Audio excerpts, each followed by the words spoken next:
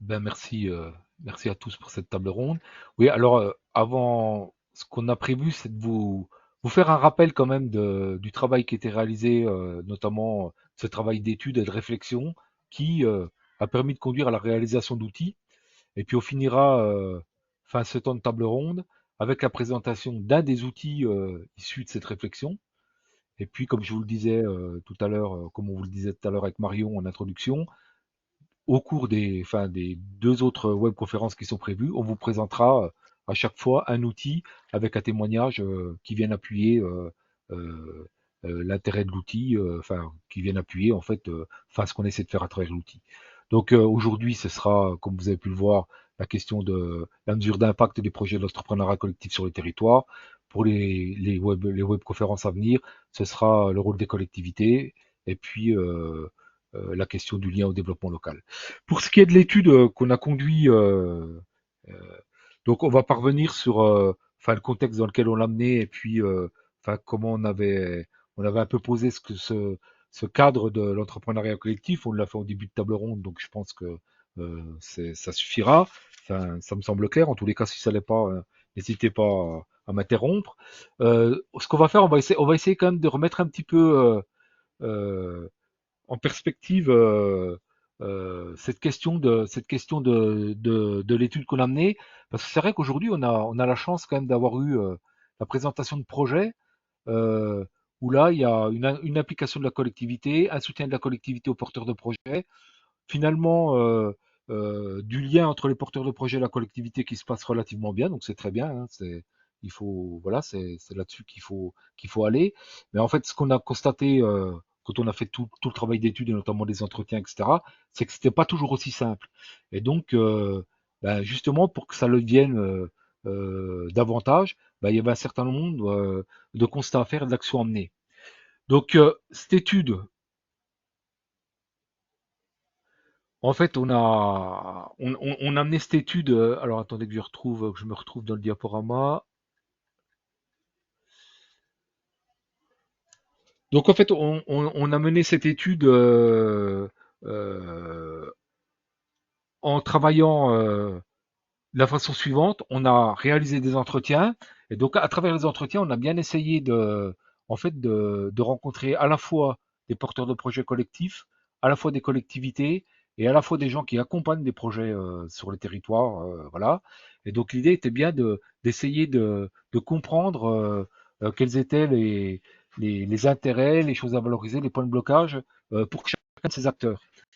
Ensuite, sur la base de ce qui ressortait de ces différents entretiens, de ces différentes réflexions, on a organisé à plusieurs reprises ce qu'on a appelé des focus group, hein, où on a mis autour de la table des gens qui étaient intéressés par le sujet et on a, sur la base d'éléments qu'on avait pu comprendre, sortir de ces entretiens, on a essayé de poursuivre un peu plus loin la discussion. Et ensuite, on a ressorti des thématiques à travailler. Et ces thématiques, on les a proposées dans le cadre d'un groupe de travail sur l'entrepreneuriat collectif, dans lequel effectivement on retrouvait des gens de l'accompagnement, enfin des structures d'accompagnement, des collectivités qui étaient intéressées par le sujet et quelques porteurs de projets. Et donc, on a affiné le travail de cette manière-là et ça a permis de déboucher sur les outils qu'on va vous présenter au cours de ces trois webconférences.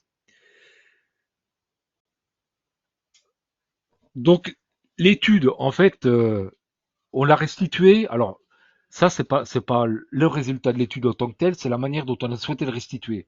Et donc, en fait, on l'a restitué, on a réfléchi, on a restitué ce qui ressortait de l'étude autour de trois axes euh, de réflexion et de travail. Le premier qui était l'entrepreneuriat collectif et le lien aux collectivités. Le lien entre l'entrepreneuriat collectif et le développement local est celui du lien collectif, de l'entrepreneuriat collectif à l'accompagnement, en essayant chaque fois de voir quels étaient alors ce qu'on a appelé nous des défis, donc des points qui posaient question, qui nécessitaient de mener une réflexion, et en essayant de dégager des réponses à ces défis, quoi. Donc voilà comment on a travaillé. Alors je vous rassure, la diapo que vous avez sous les yeux, c'est un poster qui en fait et enfin c'est du A5 je crois, enfin, je suis toujours perdu un peu, donc qui est sur un grand format et qu'on peut vous transmettre si vous le souhaitez, si vous ne l'avez pas eu, on peut vous l'envoyer par courrier. Je vous l'ai simplement mis pour effectivement bien illustrer le fait qu'on avait réfléchi autour de ces trois axes-là, quoi. Donc si on reprend les axes un par un, euh, la question de la relation, de la coopération entre ces projets collectifs et les collectivités, ben, on a fait plusieurs constats. Le premier des constats, c'était que, et ça revenait assez fortement, c'était que, enfin, il y avait nécessité à construire une confiance mutuelle entre les porteurs de projets et les collectivités, parce qu'en fait, ce qui ressortait de ce travail, c'est qu'il y avait quand même une forme de, enfin, oui, une forme de défiance, on va le dire comme ça, entre ces porteurs de projets et ces collectivités, enfin, qui finalement se regardaient sans vraiment se connaître, sans vraiment savoir pour les collectivités quels étaient ces porteurs de projets, voilà, qui sortent de ce qu'on a l'habitude de voir en termes de création d'activités, pour les porteurs de projets, ces collectivités, bah, qui, voilà, on ne sait pas trop effectivement entre la commune, la communauté de communes, le département qui fait quoi. Enfin voilà, comment ça, on doit se situer par rapport à eux. Et en fait, ce qui ressortait très fortement quand même, c'est qu'il y avait vraiment nécessité à travailler enfin, cet aspect-là. Ensuite, ce qui ressortait fortement, on l'a évoqué dans le cadre de la table ronde, c'est qu'il y avait nécessité quand même à mieux articuler ces initiatives collectives avec les politiques publiques. Et donc, enfin, je sais pas, un exemple, enfin, dans un focus group, quelqu'un qui travaillait sur une ressourcerie nous disait que voilà, ils étaient sur une communauté de communes qui avait une politique de valorisation des déchets, et eux, en tant que ressourcerie, ils n'étaient pas du tout associés ni aux discussions, ni à la mise en œuvre de cette politique. Et bon, ils disaient, bah, c'est un peu dommage, parce que, enfin voilà, il y a sans doute du lien à faire, sans doute que nous, on pourrait y trouver notre compte dans le cadre du développement de notre activité, et sans doute que la collectivité, elle pourrait y trouver son compte parce qu'on est en capacité de faire un certain nombre de choses dont elle a besoin. Enfin, c'est un exemple. Mais enfin voilà, donc une vraie nécessité à mettre du lien entre ces projets collectifs et ces politiques publiques, à la fois de leur mise en œuvre, mais aussi au moment de leur élaboration, voilà, parce que enfin, l'un et l'autre peuvent se nourrir. Ensuite, ce qui ressortait, qui était assez intéressant, et ça on a eu un exemple dans le cadre de la table ronde aussi, de ces entretiens, c'était qu'il y avait quand même une vraie nécessité à favoriser des solutions techniques adaptées à proposer aux collectivités pour qu'elles puissent permettre aux porteurs de projets de se développer, et notamment tout ce qui était l'accès aux fonciers, aux locaux. Et donc on voit bien que dans le dans l'exemple du magasin général, enfin le projet, effectivement, il y avait des porteurs de projets, enfin voilà, mais il y avait la commune qui avait ses locaux qui pouvaient être mis à disposition, et que moi je l'ai compris comme ça en tous les cas, ça a été quand même un facteur important dans le développement du projet. Donc l'idée, voilà, derrière ça, c'est de se dire, là-dessus, il y a sans doute un travail à faire. Alors, soit, enfin, on y viendra tout à l'heure sur les solutions qu'on peut apporter, mais soit ben, en présentant des expériences comme on vient de le faire, mais peut-être de manière plus large à des collectivités, voilà, pour montrer qu'il y a possibilité de faire des choses, soit en essayant aussi de faire un travail sur, enfin, voilà, sur des solutions juridiques de portage, etc., qui peuvent à un moment euh, euh, permettre à des collectivités de débloquer des situations. Euh, et puis enfin, on se disait, alors il y en a d'autres, je vous donne les principales, il y en avait une qui nous semblait aussi intéressante, qui était euh, effectivement d'arriver à mettre en évidence auprès des collectivités l'importance qu'avait l'application de ces porteurs de projets collectifs, bien sûr sur le plan économique, on l'a dit, hein, on l'a vu, magasins, enfin, etc., mais aussi dans tout ce qu'ils peuvent apporter au développement du territoire. Donc sur le volet économique, mais on parlait tout à l'heure de magasins, d'actions culturelles derrière, voilà, un peu dans l'ensemble de ce qui peut être fait.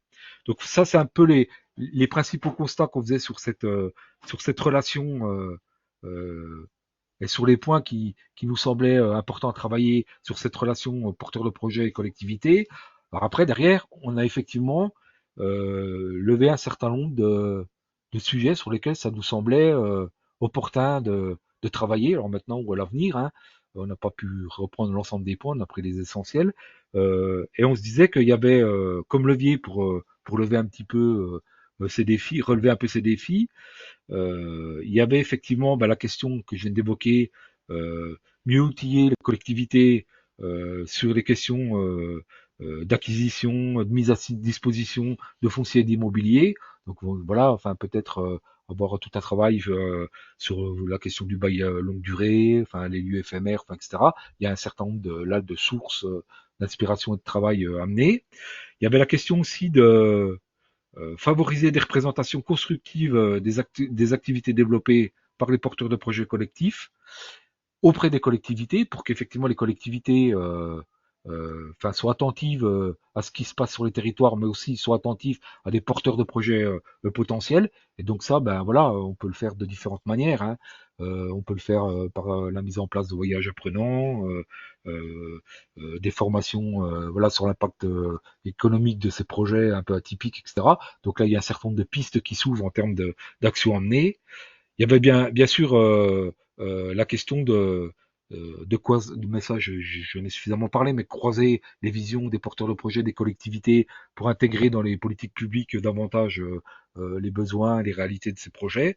Et puis autre sujet qui a fait l'objet de discussion aussi, qui était de dire, ça serait peut-être pas inintéressant de créer, enfin, ou alors de créer, enfin, d'initier au sein des missions d'accueil au sein des collectivités, et des missions d'accueil un peu transversales dans le cadre de la collectivité et qui sont en capacité de venir appuyer les projets, les porteurs de projets, mais voilà, enfin sur des projets collectifs qui sont souvent sur différentes activités, qui sont, comme on le disait, sur l'activité entrepreneuriale, mais aussi sur l'activité voilà plus associative, etc.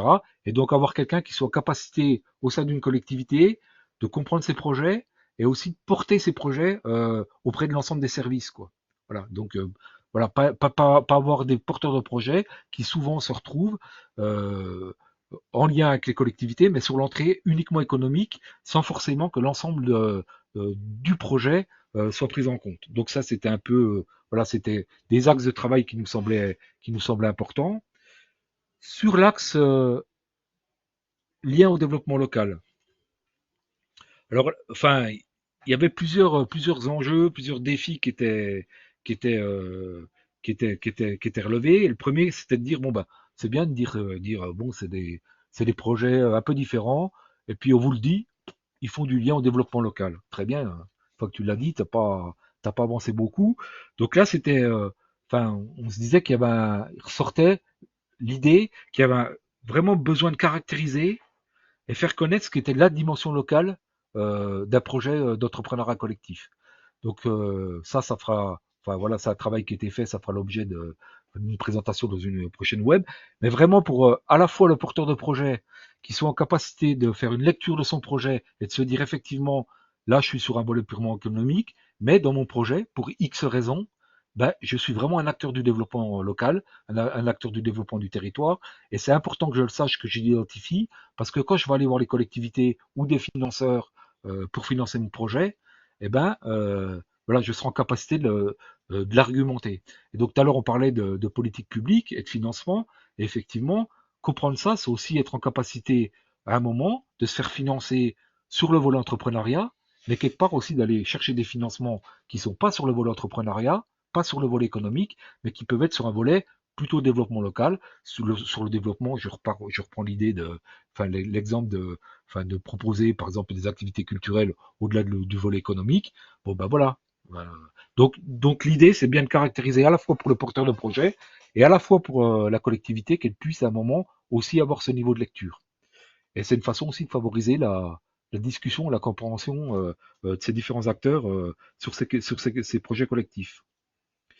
Il y a un autre point qui semblait relativement intéressant, important, qui ressortait aussi fortement de ce travail, qui était en fait la nécessité d'identifier et de valoriser les compétences des personnes qui, au sein de ces collectifs entrepreneuriaux, développent par leurs actions qui mènent sur le terrain des savoir-faire en fait qui sont un peu informels de développement local. Donc on revient sur ce que j'évoquais là, mais à un moment, c'est important que peut-être c'est sans doute important, enfin c'est important que les collectivités elles puissent comprendre que dans ces collectifs-là, souvent, il n'y a pas que l'entrée entrepreneuriale, mais il y a aussi cette entrée développement, que dans ces collectifs-là, peut-être pas l'ensemble des gens du collectif, mais il y a des gens du collectif qui ont cette sensibilité développement local, qui ont ce savoir-faire de monter des projets, d'entraîner des gens, voilà, de sentir le besoin, et en fait que les collectivités, elles soient aussi en capacité de se saisir de ça et en fait de s'appuyer quand il y a nécessité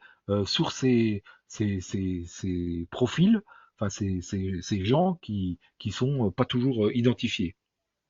Et puis enfin, il y avait une dernière entrée qui était de se dire que en fait ces projets, enfin nous à travers ce qu'on a pu voir, c'était souvent comment dire des laboratoires, voilà, des laboratoires qui démarrent des choses dans un cadre collectif et que bah, derrière ce qu'ils produisaient, bah, il y avait sans doute des choses aussi inspirantes, intéressantes à reprendre par les collectivités pour, pourquoi pas, reproduire d'une autre manière, dans un autre cadre, etc. Mais qu'en tous les cas, il se passait des choses dans le cadre de la mise en œuvre, enfin de l'élaboration de la mise en œuvre de ce projet collectif, qui était relativement intéressante, notamment sur le volet économique, mais sur le volet développement, et que là, il y avait sans doute un vrai, un vrai intérêt, un vrai travail de compréhension pour pouvoir le valoriser davantage. Donc, ce qui ressortait un petit peu en termes de levier,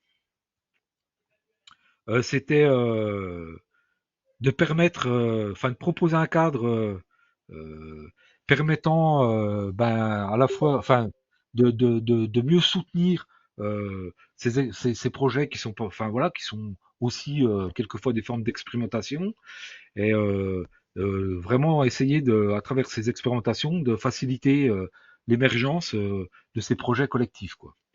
Ou alors, il y avait l'idée aussi de développer de nouvelles approches de diagnostic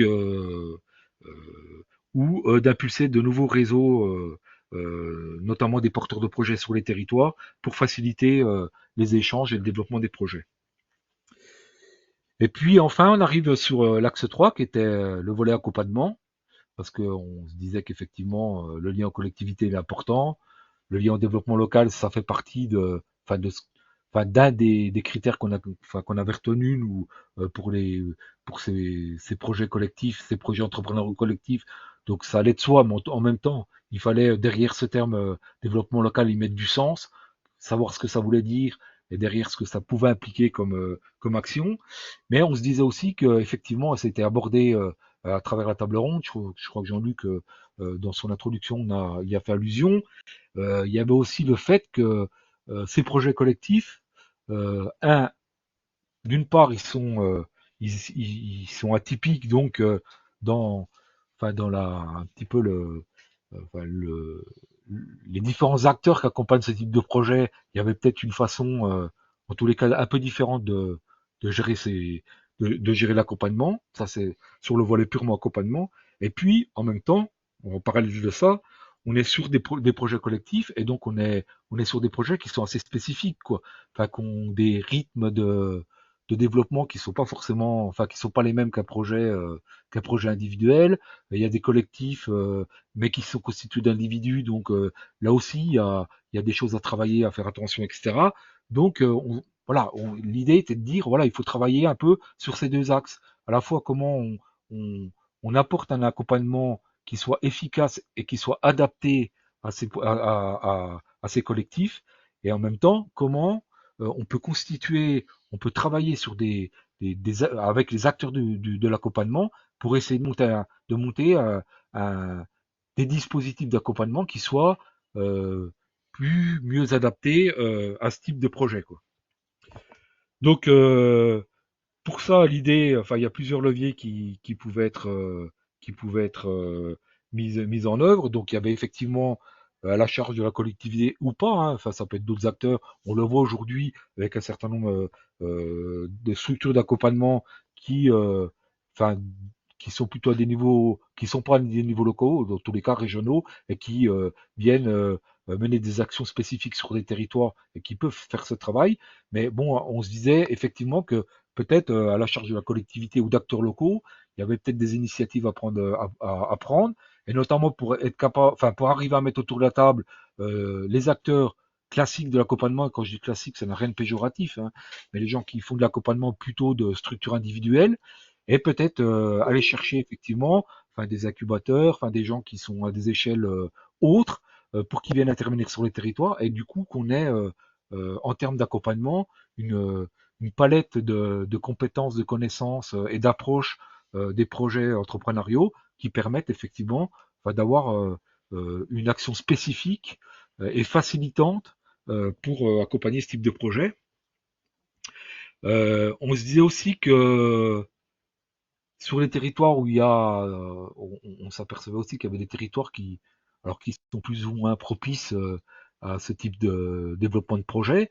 Et effectivement, l'idée était peut-être de se dire aussi que sur des projets où il y a plusieurs projets en émergence ou en cours, il y a peut-être aussi intérêt à peut-être, alors sans, voilà, enfin c'est une proposition, après personne n'est obligé de rien, mais il ne s'agit pas d'imposer, mais peut-être aussi être facilitateur pour que les différents projets collectifs puissent se rencontrer, voilà, échanger. Et du coup, ça aussi, c'est une forme d'accompagnement, quoi, l'échange d'expériences, que ça soit à la fois de la manière dont je réalise mon projet, mais ça peut être aussi de la façon dont enfin, j'ai rencontré des acteurs locaux, de la façon dont je peux le partager avec d'autres porteurs de projets, enfin mon réseau, etc.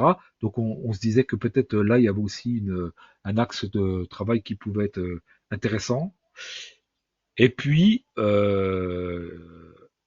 une autre proposition qui était faite, qui était de se dire aussi peut-être qu'il faudrait, sur des projets collectifs qui sont parfois compliqués, parce que, on le disait, le financement, voilà, on finance pas que de l'entrepreneuriat, faut trouver des lieux, les pas de temps pour le montage des projets sont parfois compliqués, c'est des projets qui se montent en étapes.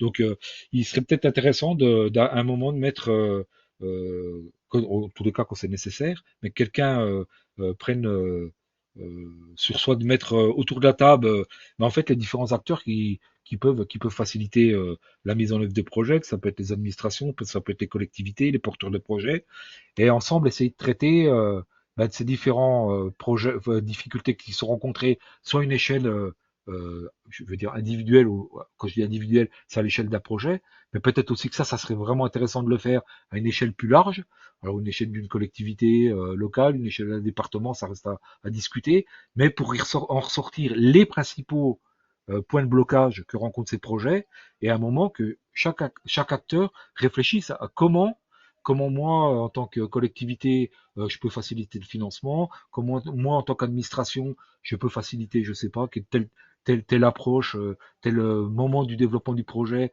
enfin sur des choses très administratives, enfin etc., etc. Donc identifier en fait des grands axes de blocage, des grandes problématiques qui sont rencontrées par l'ensemble, enfin globalement, alors, par l'ensemble des projets, et derrière ça, essayer d'y apporter des réponses, pas seulement individuelles à chaque projet, ce qui peut être fait, mais ce qui peut être intéressant, c'est d'apporter des réponses qui soient saisissables, intéressantes, des solutions pour une multitude de projets. Donc voilà un petit peu ce qui était ressorti. Alors je vous l'ai fait un peu rapide parce mais on vous transmettra le poster pour ceux qui l'ont pas. L'étude, on peut vous la transmettre. Je vous ai sorti les principaux points qu'on a pu, qui en sont ressortis. Donc sur cette base-là, ce qu'on a fait, c'est que effectivement on a réfléchi avec l'ensemble de ces éléments, avec le groupe de travail, comme je vous le disais, et donc de cette réflexion, je, donc le groupe de travail, j'en ai parlé tout à l'heure, donc voilà, de cette réflexion en fait est ressorti les différents outils qu'on a évoqués au début de cette intervention. Donc il reste, voilà, il y a des choses qui ont émergé, enfin notamment, enfin les outils dont je vous parlais. Il y a des choses qui sont encore en cours de travail à Cap Rural, notamment un travail euh, sur un outil, alors je ne sais pas si on va appeler ça un outil de réflexion, de facilitation via les collectivités pour effectivement euh, euh, que dans le cadre de ces équipes, ils puissent développer alors des missions, peut-être pas sur des temps complets, mais peu importe, en fait, qu'ils puissent développer des missions de leur chargé de mission qui soient en capacité d'accompagner ces projets, mais pas uniquement, quoi, qui soient aussi en capacité d'être en veille sur ces différentes dynamiques, d'être à l'écoute et puis d'impulser au sein des collectivités une vraie pour, pour celles qui ne l'ont pas encore engagé, mais une vraie réflexion, la mise en place de moyens, enfin d'accompagnement, etc. Euh, donc, euh, voilà un peu ce que je pouvais vous dire rapidement sur le sujet. Et puis, bien évidemment, enfin, c'est aussi un peu l'objet de ces temps d'échange. Au-delà de enfin, de ces points que j'évoque, peut-être que vous en connaissez, enfin, vous en avez identifié d'autres ou vécu d'autres à travers vos projets. Peut-être que vos besoins aussi en termes d'outillage, ils peuvent être, enfin voilà, ils peuvent être bien plus large. Et donc là, nous, ce qui nous intéresse aussi, c'est qu'à un moment, ben, vous nous en fassiez part pour que éventuellement, à un moment, on puisse s'en saisir. Je sais pas si c'est clair pour tout le monde, si. Merci Jean-Philippe. On a une question sur notamment est-ce que l'étude elle est transmettable ou pas? Ou c'est finalement le poster qui résume toute l'étude? Ben, en fait, on avait fait le choix de transmettre le poster pour restituer l'étude. Voilà, parce que ça nous semblait plus simple comme ça, mais bon, on peut transmettre, oui, enfin, on peut transmettre en partie l'étude, ouais. Ok, merci. En tous les cas, on peut en extraire. On peut pas, on va pas transmettre l'ensemble parce que c'est un gros pavé, mais enfin, on peut en extraire aussi une partie à partager si des gens veulent aller au-delà du poster. Après, profitez-en, qu'il y ait Jean-Luc qui soit présent dans la web Oui, parce que c'est Jean-Luc qui a co-conduit l'étude. Donc, co- lui, il a toutes les réponses aux questions que vous co- pouvez vous poser, co-réalisé. co-réalisées, pardon. Si Oui, si tu veux, si tu veux ajouter j'étais des pas tout seul, c'était un travail collectif. Vraiment, il y a vraiment eu un travail collectif, donc et notamment avec Charlène Arnaud, hein, qui a travaillé avec moi là-dessus. Donc on a Charlène mené Nicolet, pas mal. non? Nicolet, Nicolet. oui, Nicolet. Je confonds les Charlène, excusez-moi. Mais Charlène Nicolet, en effet. Et oui, on a mené pas mal d'entretiens et il y a eu une question, je crois d'ailleurs là-dessus, effectivement je pourrais essayer de retrouver les grilles d'entretien qu'on avait. Après, c'est des entretiens semi-directifs, donc on était aussi à l'écoute, bien sûr, des. Et donc, voilà, après, il y a beaucoup d'outils qui ont été faits. C'était vraiment l'idée de travailler sur la méthodologie, vraiment, et puis de donner des idées, et puis d'enrichir un petit peu les pratiques professionnelles d'accompagnement, et puis les pratiques des différents acteurs, bien sûr, concernés par tout ça.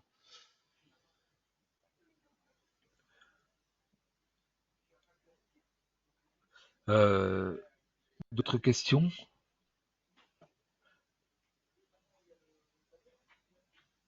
Oui, C'est bonjour. bon? J'avais juste du coup une question là sur la suite de l'étude d'action, c'est de continuer à développer les outils, justement, peut-être un guide pour accompagner, enfin là ce que vous disiez, guide pour accompagner les collectivités.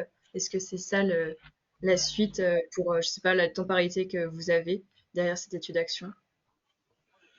Bah, j'évoquais ce travail alors, je sais pas si ça sera un guide, mais enfin d'outils en fait en tous les cas pour accompagner les collectivités, parce que c'est un travail qu'on a fortement engagé, que je pense qu'on sera en capacité de boucler rapidement, quoi. Donc voilà pour cet outil, ce qui est clair, quoi. Après, euh, pour ce qui est de développer d'autres outils au-delà de ceux évoqués et de celui dont vous posez la question, euh, ben, enfin, en tous les cas, ça dépendra un petit peu enfin, de la manière dont le projet de Cap Rural se poursuivra en 2024. Donc, voilà, aujourd'hui c'est un peu compliqué d'aller au-delà et de prendre des engagements sur le développement d'autres outils. En tous les cas, ça peut être intéressant de recenser des besoins. Et puis, on verra en 2024 si les choses peuvent se mettre en place et comment, pour éventuellement poursuivre le travail de développement d'outils sur ces questions-là. Merci. Jean-Philippe, on a une question de Sonia sur le fait qu'on ait étudié ou pas des situations dans lesquelles la collectivité a l'initiative des dynamiques d'entrepreneuriat collectif. Donc Jean-Luc ou Jean-Philippe, je ne sais pas qui peut répondre. Jean-Luc, tu t'en souviens? Oui, alors je l'ai pas en tête, mais il me semble qu'il y avait un projet, une collectivité qui portait effectivement, enfin en tous les cas qui était active sur un projet d'entrepreneuriat collectif, mais j'ai plus le. Faudrait que je retrouve dans l'étude. J'ai plus en tête le nom de la collectivité du territoire. Mais en tous les cas, sur ce plan-là, on était gâtés aujourd'hui, quoi, notamment enfin, avec l'illustration des projets qu'on a eus. Moi, ce que je retiens de l'étude, tu me reprends, Jean-Luc, si je dis des bêtises, mais c'est qu'on avait effectivement, il y avait quelques collectivités qui étaient partie prenante, alors de manière plus ou moins importante, et puis on avait surtout des collectivités aussi qui étaient à des échelles différentes. On n'avait pas que des communes, on avait des communautés de communes, donc on avait des territoires qui étaient plus vastes aussi, où effectivement l'appui était pas forcément le même que celui d'une commune, quoi. Où l'appui allait être plutôt de la mise en réseau, etc. Donc, ce que je veux dire par là, c'est qu'en fonction de la nature de la collectivité qui accompagne un projet, on va pas forcément avoir la même application et le même apport. C'est pas pour ça qu'il y en a pas, mais ça va pas être forcément aussi fort que de mettre, par exemple, à disposition des locaux, enfin comme ça avait été fait pour le magasin général. Mais ça peut être tout à fait autre chose, de la mise en réseau d'acteurs, enfin de l'accompagnement sur le financement, etc. Et on a eu quand même un certain nombre de porteurs de projets, notamment, qui disaient qu'effectivement, ils étaient d'une certaine manière un peu en difficulté, alors, entre guillemets, justement pour se faire accompagner par les collectivités, pour travailler avec, pour avoir un appui. Mais voilà, mais ça, ça s'expliquait, notamment parce que je vous expliquais qu'il ressortait de l'étude, par une méconnaissance, voilà, enfin voilà, par un certain nombre de facteurs, et donc voilà, on sentait bien que les points de blocage, tu me reprends, Jean-Luc, si tu compléteras si tu veux, mais on sentait bien que les points de blocage, enfin quand ça matchait pas entre la collectivité et les porteurs de projets, c'était quand même très très souvent par le fait que il y avait une méconnaissance, il y avait de la méfiance. Pour les collectivités, les projets collectifs, l'entrepreneuriat collectif, c'était des trucs un peu bizarres.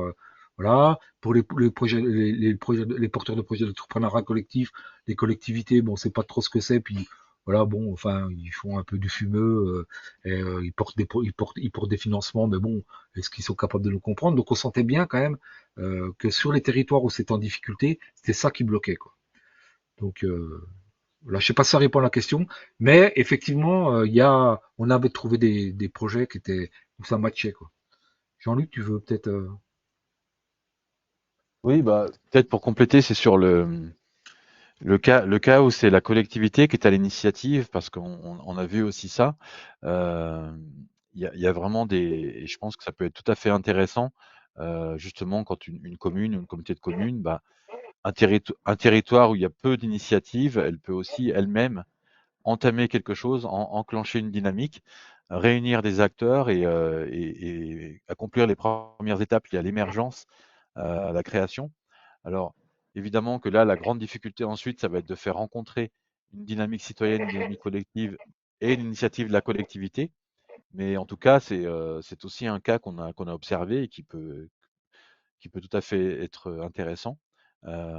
Et voir, on a vu aussi un cas dans le Cantal là où bah, il y avait un porteur de projet qui a développé quelque chose et puis la collectivité, dans la même temporalité, avait un projet proche. Et plutôt qu'à d'avoir deux projets concurrents, bah, ils se sont réunis et ils ont pu développer ensemble, quoi. Donc là, on est aussi dans l'intelligence collective et dans la capacité à créer des alliances positives pour tout le monde, quoi.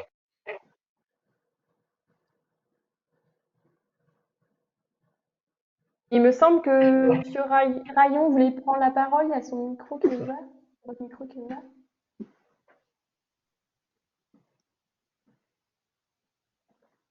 Monsieur Rayon?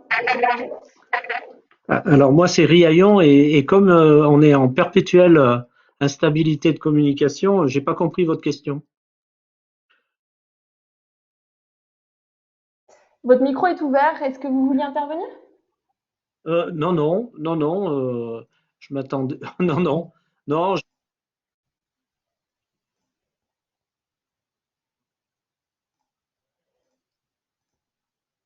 Pardon, j'ai dû couper un peu le micro brutalement.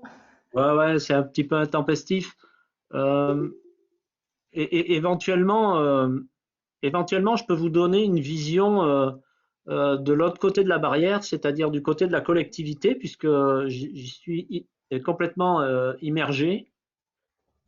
Je ne sais pas si vous m'entendez bien, mais euh, je crois que les collectivités, qu'elles soient de communes ou d'intercommunalité, c'est un véritable combat pour des gens comme moi qui nous occupons des commissions agricoles, des commissions économiques, par exemple, que d'accompagner des projets, qu'ils soient individuels ou collectifs.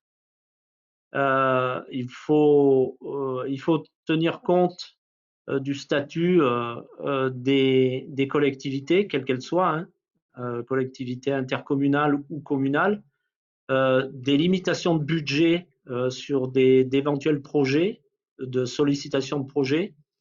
Je crois qu'il y a un énorme travail de la part de ce que vous représentez vers les instances étatiques, départementales, régionales, européennes. Enfin, j'ai le sentiment que l'accompagnement, et j'ai entendu beaucoup d'accompagnement versus finance, et c'est vrai qu'un projet ne se réalise que s'il a un soutien financier.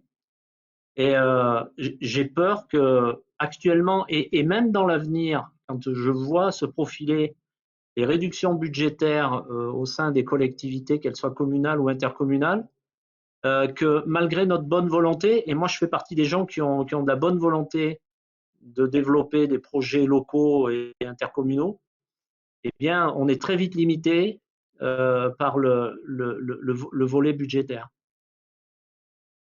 Donc bien en tenir compte. Voilà. Merci pour ce témoignage d'un élu. Alors c'est vrai que quand on parle d'accompagnement, nous, on parle aussi des autres formes d'accompagnement. C'est ce qu'on verra le 2 octobre lorsqu'on va évoquer tous les rôles positifs que peut jouer une collectivité. Et on va bien sûr insister sur tout ce qui n'est pas financier parce que, en effet, quand on est porteur de projet, on pense surtout à l'aspect finance quand on va avoir une collectivité. Mais il y a plein d'autres moyens d'accompagner un projet et de le soutenir. Je vous propose maintenant qu'on passe à la séquence suivante, qui est donc de passer un peu de temps sur un outil qu'on vous fait découvrir aujourd'hui, qui est un petit programme informatique qui peut aider à faire une ébauche d'études d'impact pour un projet d'entrepreneuriat collectif. Peut-être que certaines personnes ne sont pas intéressées par ce volet-là de la web, donc on ne vous en voudra pas si vous décidez de partir maintenant. On en a pour un quart d'heure à peu près, et puis on laissera un peu de temps aux personnes qui ont pu tester l'outil chez elles, parce qu'on l'a déjà envoyé à une partie d'entre vous, de nous faire leur retour sur l'utilisation de cet outil informatique. Alors, je vais vous faire un partage d'écran pour vous montrer à quoi ça ressemble, tout en vous disant que cet outil, donc, il est bien sûr issu du groupe de travail et de l'étude d'action dont a parlé Jean-Philippe. Ce groupe de travail a été principalement composé d'accompagnateurs, de porteurs de projets collectifs, de la FAPT notamment et d'Alter Incube. Alors, est-ce que vous allez me dire si ça marche? Par contre, non, ça marche pas. Si. Je suis. Ça apparaissait. Donc C'est bon? après, Ok. voilà. Je pense que ça marche, Marion. D'accord, merci. Oui, ça y est, je vois que ça marche. Donc voilà, c'était le contexte de la réalisation de cet outil. Euh, Cet outil, il est pensé pour être utilisé dans le cadre d'un entretien avec les porteurs de projets collectifs. Donc ce serait plutôt, nous, on l'a envisagé comme remplissable par l'accompagnateur. Alors après, si la collectivité territoriale a des personnes en interne, des agents techniques qui sont ciblés sur l'accompagnement de porteurs de projets, ça peut être aussi à destination de l'agent technique. Mais voilà, donc après, si vous connaissez des porteurs de projets qui sont aussi intéressés pour faire l'exercice eux-mêmes, ça peut très bien être possible.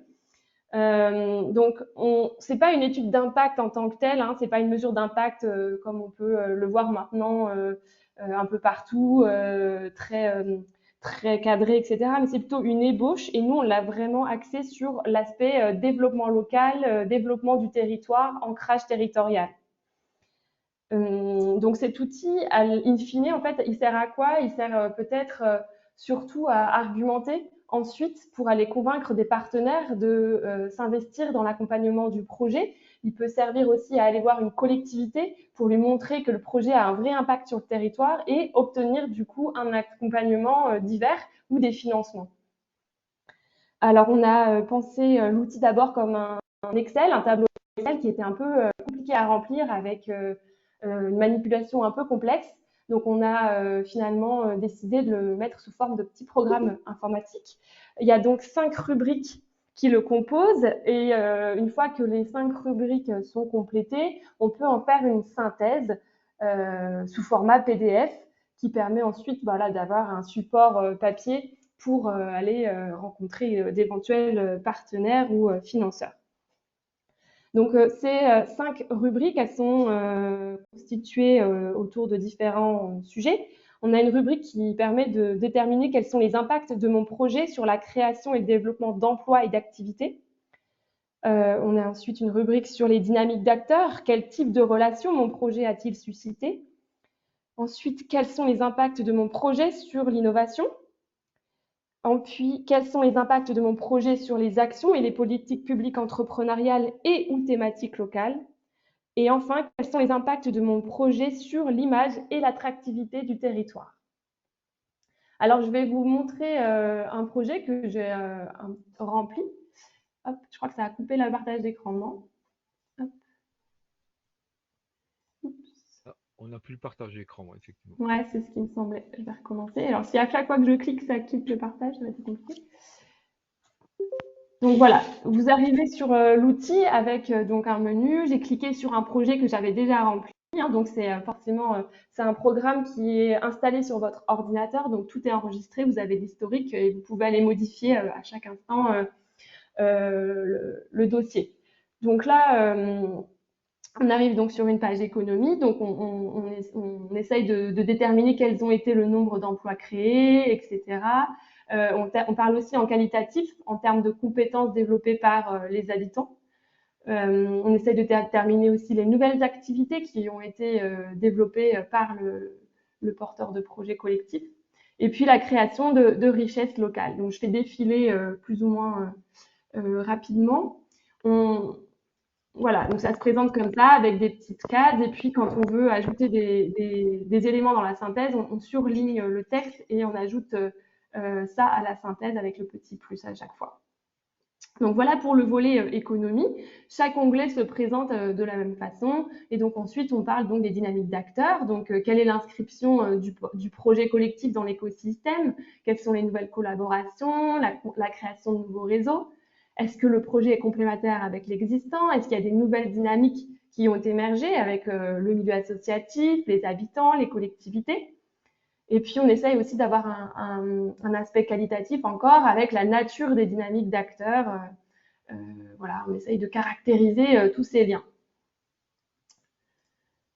Ensuite, on parle d'innovation et créativité avec un aspect qualitatif et quantitatif. Je peux remplir avec des nombres ou avec des éléments écrits. Donc, quelles sont les nouvelles solidarités entre les acteurs du territoire? Est-ce qu'il y a des nouvelles formes d'économie et d'organisation? Est-ce que l'image du territoire a évolué avec ce nouveau projet? qui s'est inscrit dans cette nouvelle dynamique.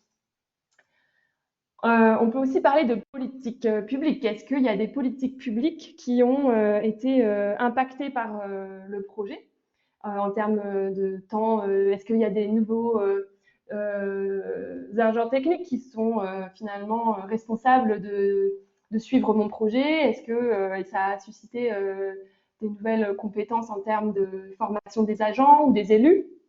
Est-ce que du coup, il y a des nouvelles politiques publiques qui ont émergé pour accompagner, favoriser le projet? Voilà, et dans la co-construction, comment s'inscrit le projet? Ensuite, donc, pour finir, le dernier onglet sur l'attractivité du territoire. Est-ce qu'il y a aussi des éléments qui ont modifié le bien-être personnel et professionnel des personnes qui sont investies dans le projet collectif? Est-ce qu'il y a une nouvelle sociabilité, des renforcements du lien social qui sont apparus? Est-ce que aussi mon projet met suffisamment en avant les dynamiques qu'il a suscitées? Est-ce qu'il y a une nouvelle filière qui émerge grâce à mon projet collectif? Est-ce qu'en termes de bien vivre, il y a des nouveaux services sur le territoire? Est-ce qu'il y a une nouvelle animation de la vie locale? À chaque fois, on propose aussi de renseigner s'il y a des effets négatifs du projet collectif par rapport à la thématique. Et on peut aussi donc compléter quand on arrive dans la synthèse. Donc l'onglet synthèse, il se présente comme ici. Donc on retrouve ici à gauche les cinq menus, les 5 onglets. Et ensuite, on peut donc, quand on a ajouté des choses, ça se retrouve en face de chaque item. Et on peut modifier bien sûr avec des chiffres, compléter comme on veut. Et ensuite, ce qui permet de générer un PDF quand on va valider le document. Donc, je vais vous montrer à quoi ressemble le PDF. Toc.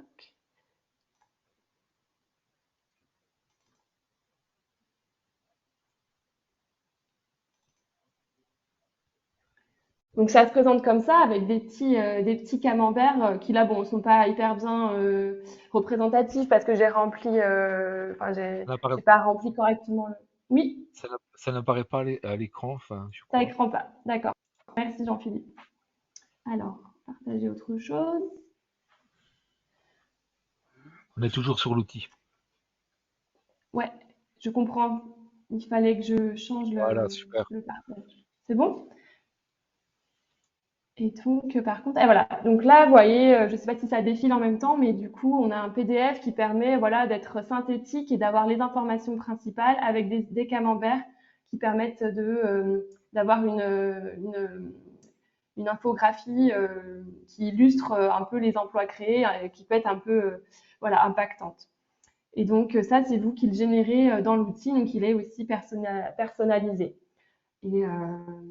Et donc, comme je vous disais, chaque projet est enregistré, vous avez l'historique, vous pouvez modifier, reprendre comme vous voulez. Voilà, je n'ai pas grand-chose de plus à dire sur ça. Est-ce que du coup, il y a des personnes parmi vous qui sont intéressées, qui ont reçu l'outil, on sait qu'il n'est pas parfait, hein, mais du coup, est-ce que vous pensez que ça peut vous être utile? Est-ce que, voilà, on est preneur de vos retours.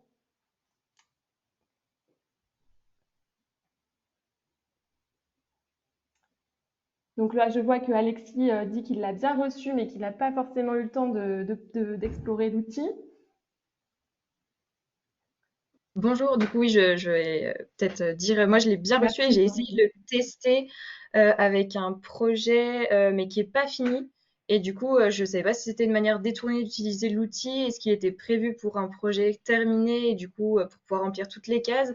Et là, du coup, je me suis dit que c'était une manière d'utiliser l'outil pour identifier les objectifs d'impact et voir si dans quelques mois, en fait, ces objectifs ont été remplis. Donc voilà, c'est le premier test que j'ai fait et j'ai pas encore fait le test avec un projet bouclé.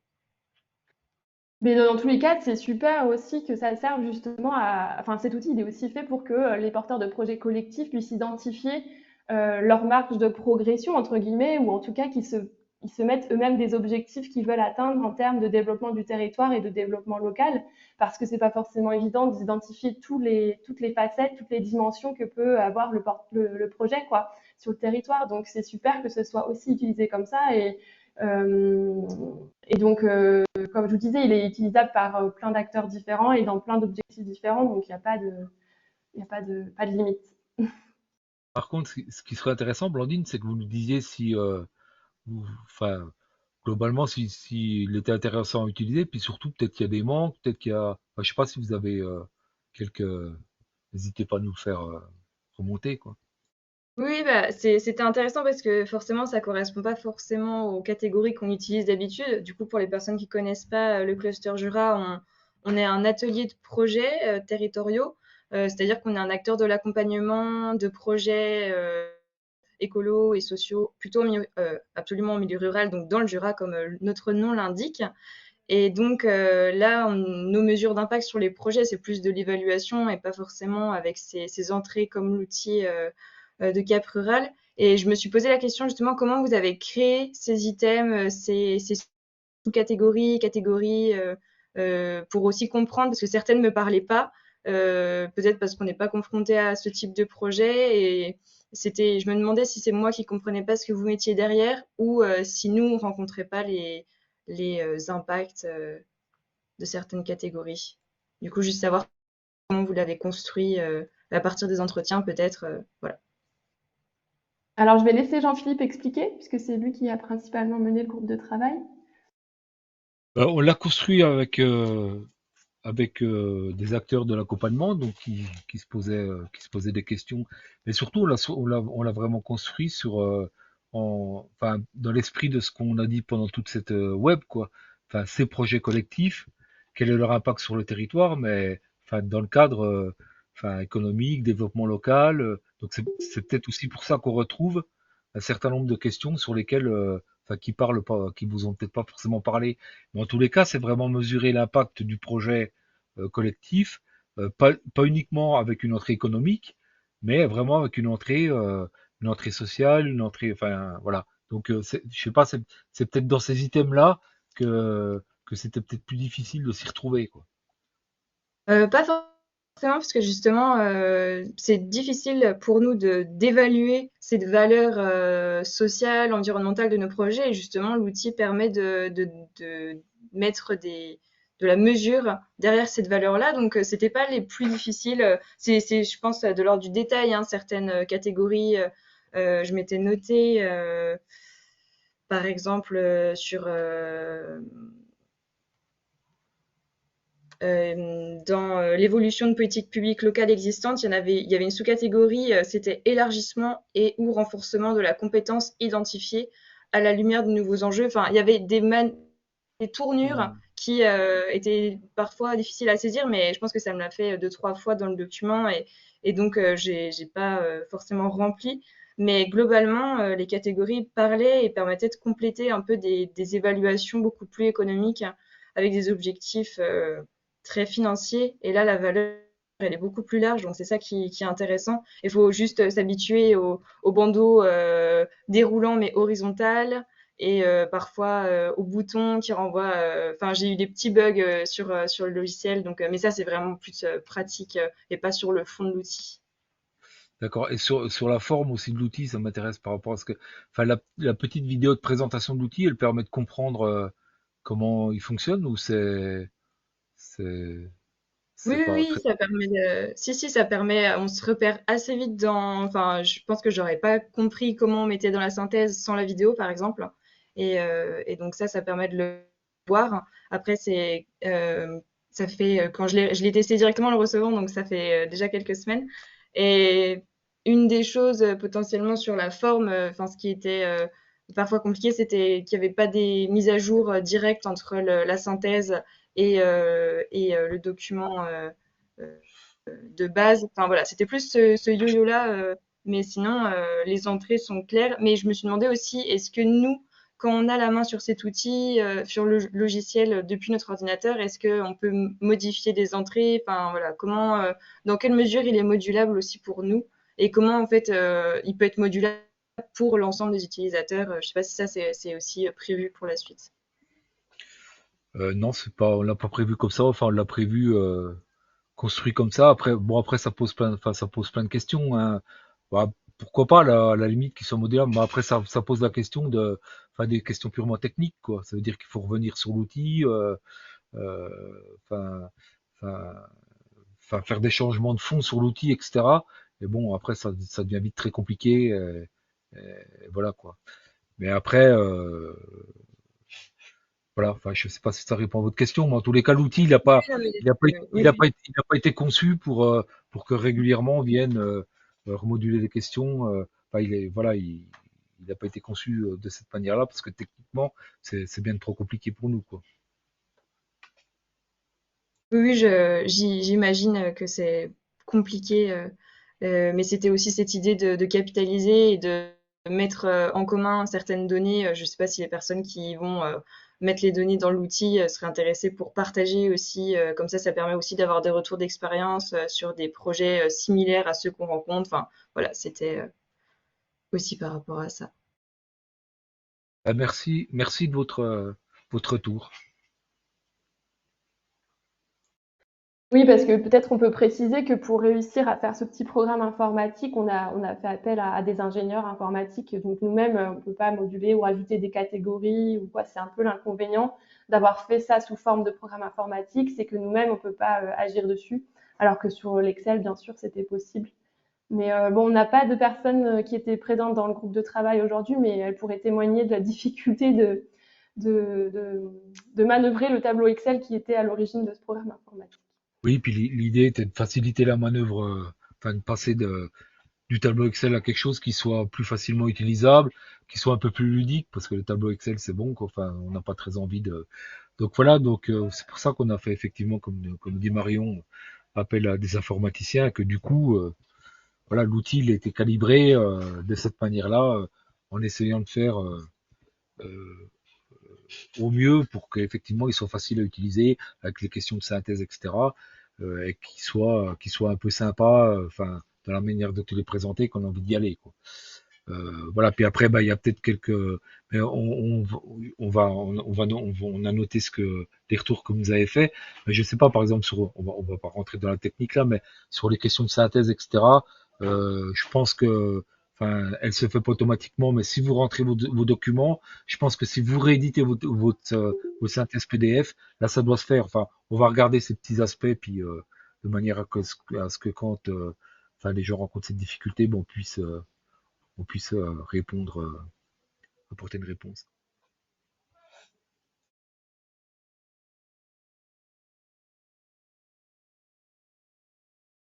Très bien. Est-ce qu'il y a encore des questions sur l'outil ou des personnes qui regrettent de ne pas l'avoir reçu et qui aimeraient le recevoir? Ou est-ce qu'il y a des remarques ou des questions?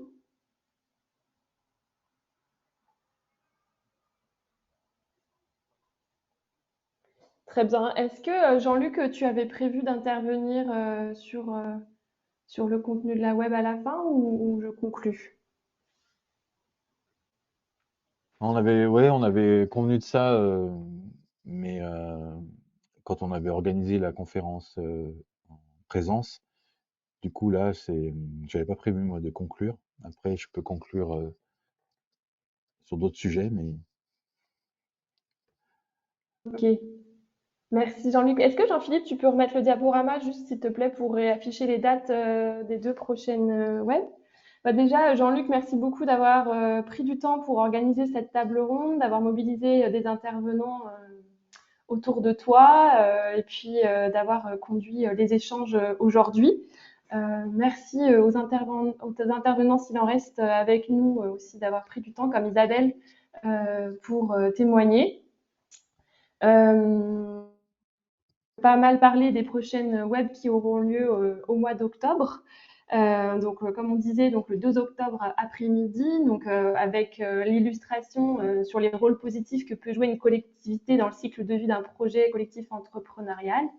Donc là, on aura le témoignage d'un tiers-lieu culturel dans l'Allier qui s'appelle Polymorphe. Je ne sais pas si certains d'entre vous en ont déjà entendu parler et qui sera donc aussi accompagné du maire de la petite commune de Sérilly. Donc un projet qui existe déjà, donc c'est un tiers-lieu culturel et un petit peu agricole. Et là, ils sont en train de monter un autre tiers-lieu culturel dans le centre-bourg. Donc on aura toutes les facettes de l'accompagnement et de la relation entre le tiers-lieu et la collectivité. Et le 13 octobre, on va plus insister sur la dimension développement local d'un projet d'entrepreneuriat collectif. Et pour illustrer l'outil qu'on vous dévoilera à cette occasion, on a mobilisé une scope qui s'appelle la CDC et qui est donc une série collective dans le Puy-de-Dôme qui nous expliquera du coup aussi les origines du projet et puis comment ils sont en train de... C'est un projet assez récent, comment ils sont en train d'avoir justement une démarche de développement local et comment ils s'inscrivent sur leur territoire. Voilà, on vous espère nombreux lors de ces 2 prochains rendez-vous. Les inscriptions sont toujours ouvertes, donc vous pouvez aussi vous inscrire si vous n'aviez pas prévu d'être là ou diffuser le lien d'inscription à des personnes qui pourraient être intéressées. Et puis, on vous dit à bientôt et puis merci pour votre présence et voilà, je laisse Jean-Philippe compléter si j'ai oublié quelque chose.